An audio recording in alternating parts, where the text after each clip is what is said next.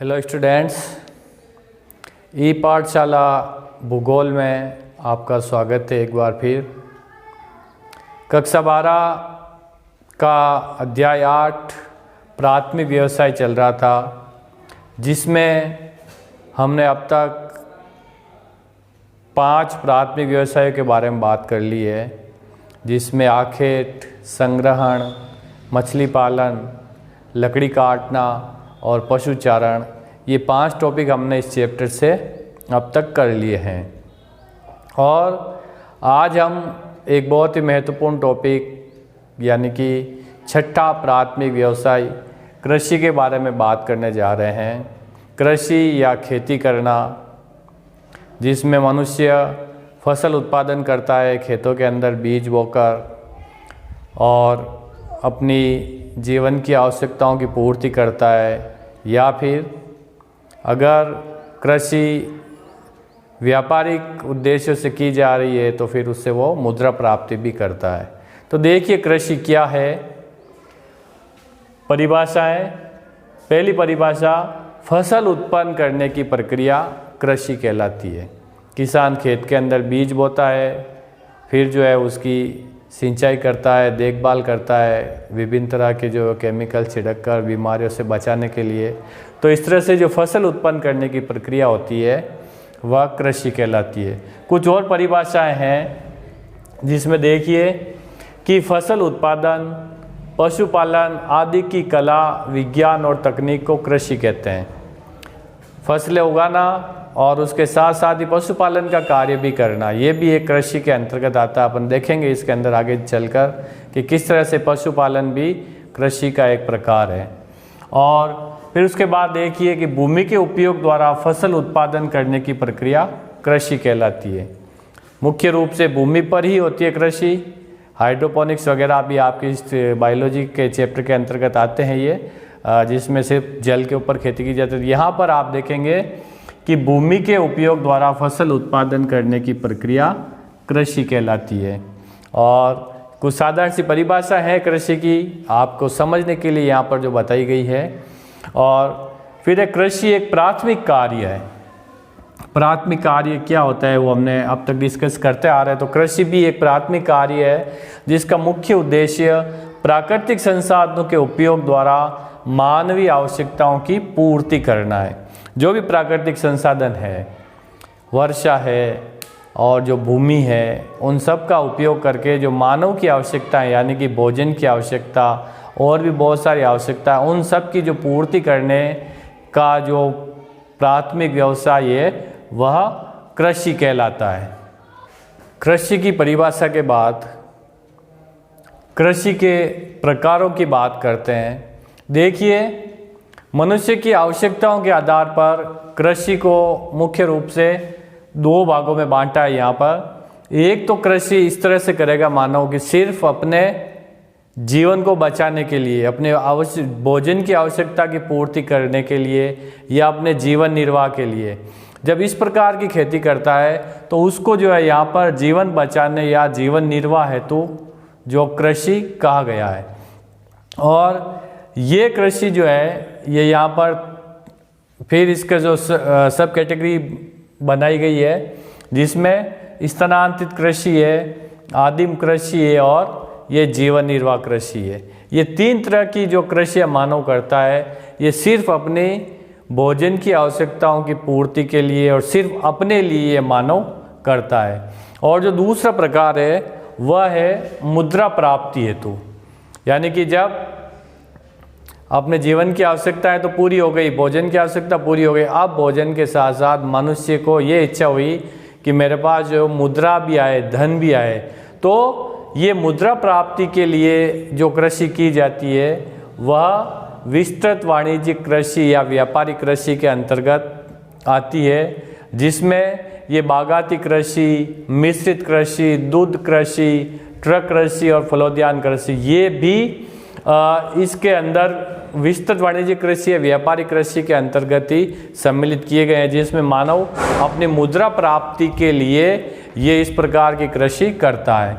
तो देखिए, इसमें अब एक के बारे में अपन बात करते हैं। सबसे पहले जीवन निर्वाह हेतु ये स्थानांतरित कृषि मानव ने, जब से मानव सभ्यता की शुरुआत हुई है तब से मानव ने ये इस तरह की कृषि शुरू की, जिसे कि स्थानांतरित कृषि कहते हैं। इसमें क्या होता है कि मनुष्य जब घुमक्कड़ जीवन जीता था तो वह कहीं पर भी ऐसी जगह देख लेता था कि जहाँ पर कुछ फसल उगाई जा सकती है, तो वहाँ पर जो भी झाड़ियाँ या खरपतवार वगैरह होती तो वहाँ पर उस भूमि को साफ करता, और वन अगर वहाँ पर होते तो उन वनों को जला दिया जाता और वहाँ पर उस भूमि को इस तरह से खेती करने के योग्य बनाया जाता। और फिर जो वृक्षों को जलाने के कारण जो राख उत्पन्न होती है, राख बनती है, उस राख को वो खाद के रूप में काम में लेता और उस जगह पर मनुष्य खेती करता।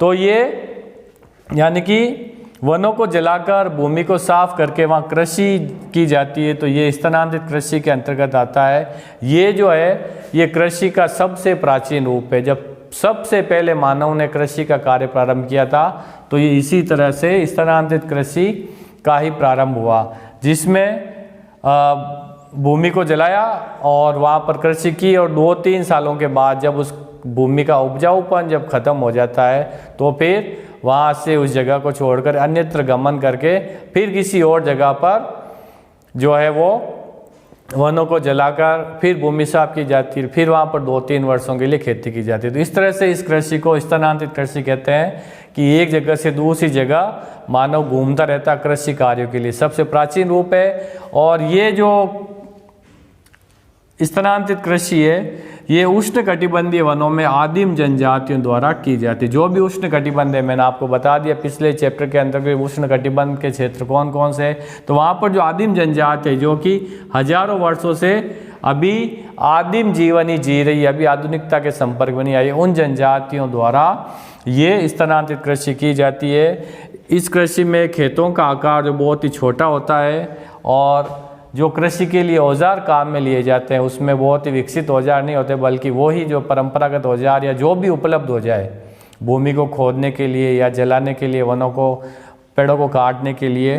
तो ये जो इसके औजार है वह है लकड़ी, कुदाली और फावड़ा। इस तरह से जो बिल्कुल जो है वो बिना मशीनीकरण की खेती है, ये बिल्कुल आदिम रूप है खेती का, ये स्थानांतरित खेती। और विश्व के अलग अलग भागों में जहाँ पर भी जनजातियाँ पाई जाती है और ये खेती करती है, वहाँ पर इस खेती को, इस कृषि को अलग अलग नाम दिए गए हैं। जिसमें भारत के जो उत्तरी पूर्वी राज्य है वहाँ पर जो भी जनजाति नागालैंड के अंदर है वो तो, और मणिपुर, मिजोरम के अंदर, जब ये जनजातियाँ भारत के अंदर इस कृषि को जो है वो जूमिंग कृषि कहा जाता है, या नाम याद रखेंगे आप, जूमिंग खेती।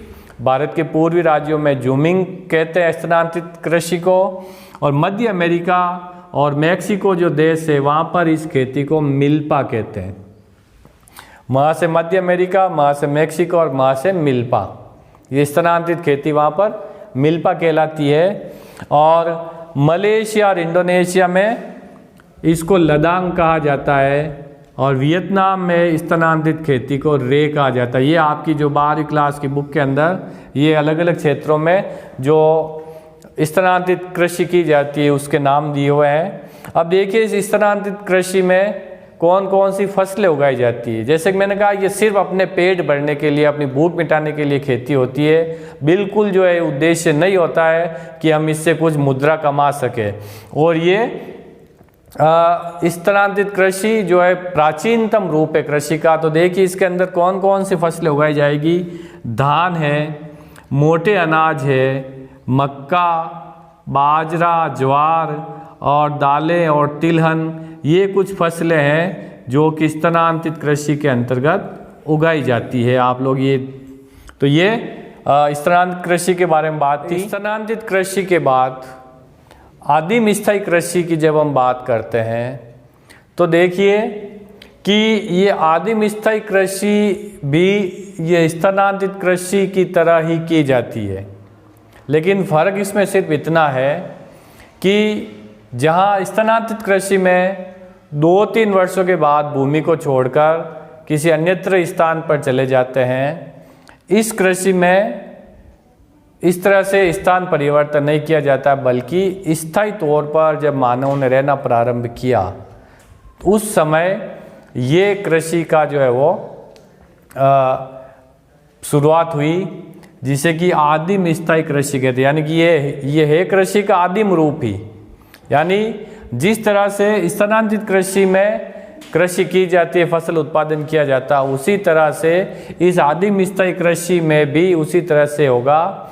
लेकिन फर्क सिर्फ इतना है कि यहाँ पर थोड़ी ढंग से जो है वो भूमि की जुताई होती है। चूँकि मानव को वहाँ पर स्थायी वास करना है, हमेशा के लिए रहना है, तो भूमि का जो उपजाऊपन है वो ख़त्म नहीं हो, तो ढंग से उस खेत को जो है वो जोता जाता है, और जो भी उसके आसपास जो उपलब्ध जल होगा उसका उपयोग वहाँ पर सिंचाई के लिए किया जाता है।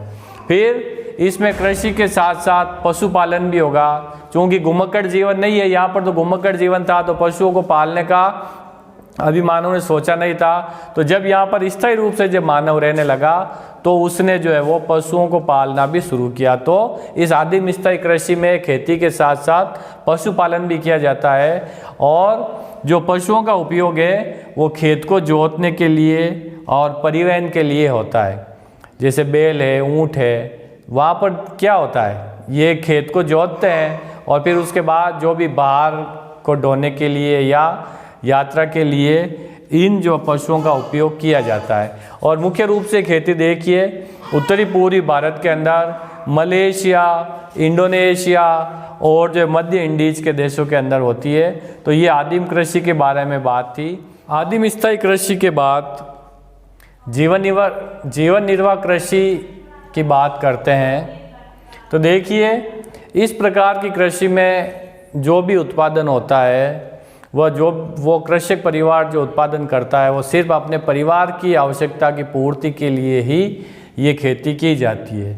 नाम से पता चल रहा है जीवन निर्वाह कृषि, यानी कि सिर्फ अपने लिए और अपने परिवार के लिए, उसके जीविकोपार्जन के लिए इस प्रकार की कृषि की जाती है। यानी कि कृषक द्वारा अपने परिवार के जीविकोपार्जन हेतु इस प्रकार की कृषि की जाती है। और जो भी कृषि का उत्पादन होता है वह परिवार की आवश्यकता की पूर्ति में ही खप जाता है,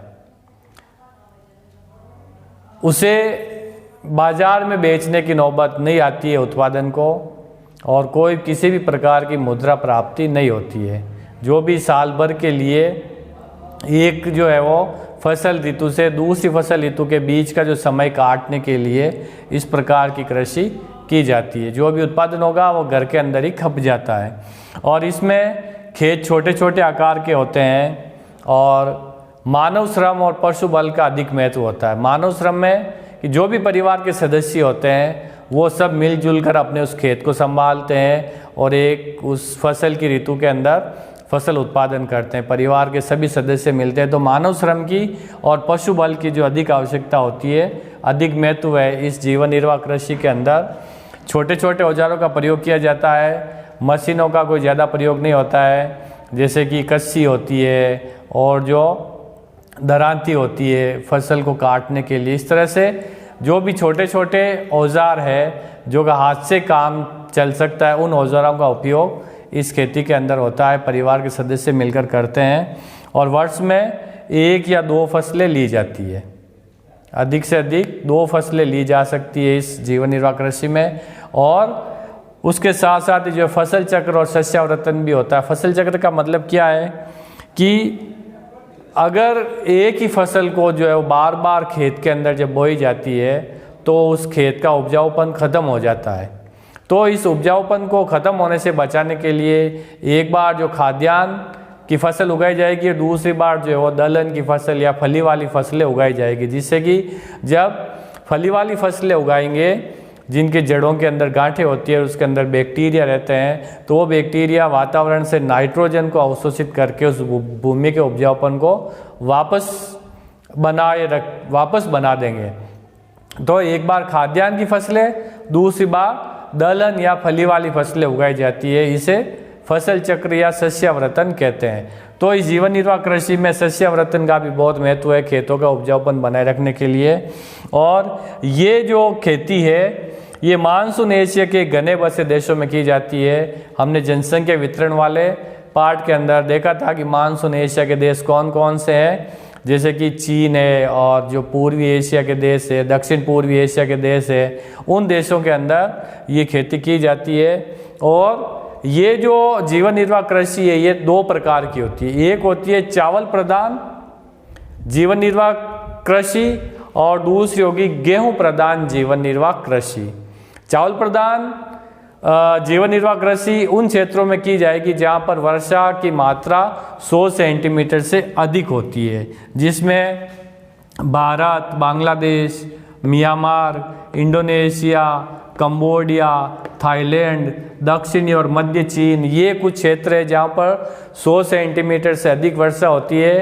तो ये मानसून एशिया के देश जहाँ पर जो है वो चावल प्रधान जीवन निर्वाह कृषि की जाती है। और दूसरी जो गेहूं प्रधान जीवन निर्वाह कृषि है वो 100 सेंटीमीटर से कम वर्षा वाले क्षेत्रों के अंदर होगी, जिसमें जो है वो उत्तर, मध्य व पश्चिमी भारत, उत्तरी चीन, पाकिस्तान और कोरिया ये देश हैं। तो ये अपन ने बात की अभी जीवन निर्वाह कृषि के बारे में।